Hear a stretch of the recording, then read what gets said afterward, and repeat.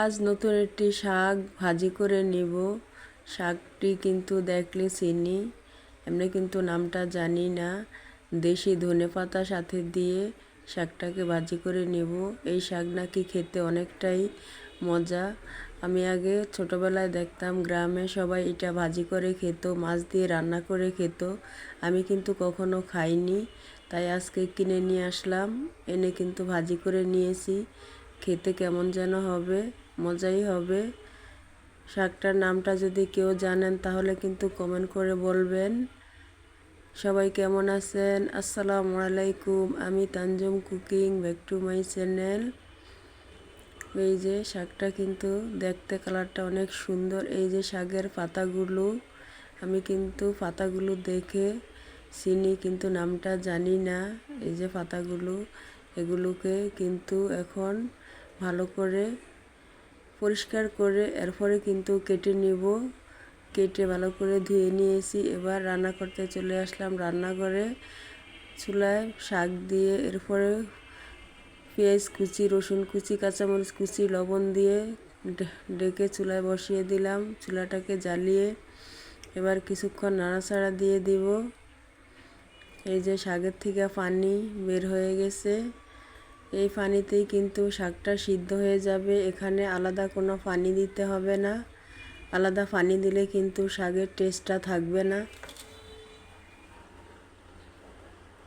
তাই কোনো পানি অ্যাড করতে হবে না। এভাবে হয়ে যাবে। এই যে শাকটা অনেক সুন্দর করে হয়ে গিয়েছে, পানিটাও শুকিয়ে গেছে, শাকটাও সিদ্ধ হয়ে গেছে।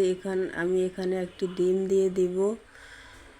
আপনারা এভাবে বাসায় ডিম দিয়ে শাক ভাজি করে খেয়ে দেখতে পারেন। খেতে কিন্তু অনেকটাই টেস্ট। এবার ডিমের গন্ধটা যাওয়া পর্যন্ত শাকটাকে কিছুক্ষণ ভেজে নিব।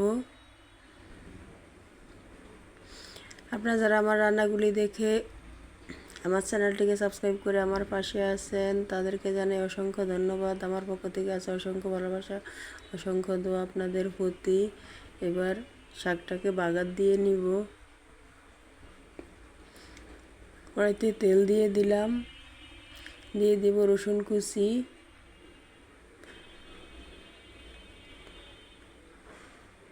এরপরে দিয়ে দিব পেঁয়াজ কুচি। এবার এগুলোকে কিছুক্ষণ নেড়ে বাদামি কালারটা করে নিব। কিছুক্ষণ নেড়ে ছেড়ে বাদামি কালারটা করে নিব। আপনারা যারা আমার রান্নাগুলি দেখেন ঠিকই কিন্তু লাইক দিতে ভুলে যান। প্লিজ একটি লাইক দিয়ে দিবেন। আর আমার রান্নাগুলি যদি আপনাদের একটু ভালো লেগে থাকে তাহলে লাইক, কমেন্ট, শেয়ার করে দিবেন।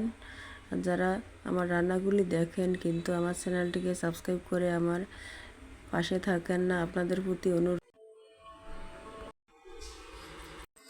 এবার কিছুক্ষণ ভেজে বাদামি কালার করে নিব। বাদামি কালারটা হয়ে আসছে, এখন দিয়ে দিব শাকগুলি।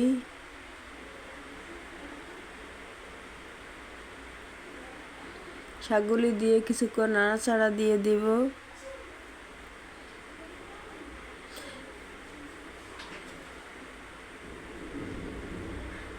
কিছুক্ষণ নাড়াচাড়া দিয়ে নিলাম।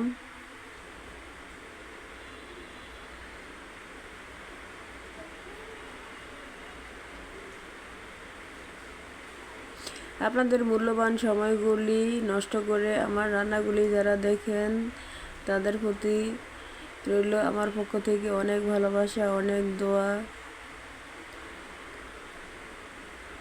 আমার রান্নাটি ছিল আজ এই পর্যন্ত। আগামী অন্য কোনো রান্না নিয়ে আপনাদের সাথে দেখা হবে। সে পর্যন্ত সবাই ভালো থাকবেন, সুস্থ থাকবেন। আল্লাহ হাফেজ। এই যে শাকটা মাশাআল্লাহ দেখতে কালারটা অনেক সুন্দর হয়েছে, খেতেও কিন্তু অনেকটাই টেস্ট হবে। আপনারা এভাবে বাসায় ট্রাই করে দেখবেন। একদম নিউ একটি রেসিপি, শাক দিয়ে ডিম ভাজি। আল্লাহ হাফেজ, আসসালামু আলাইকুম।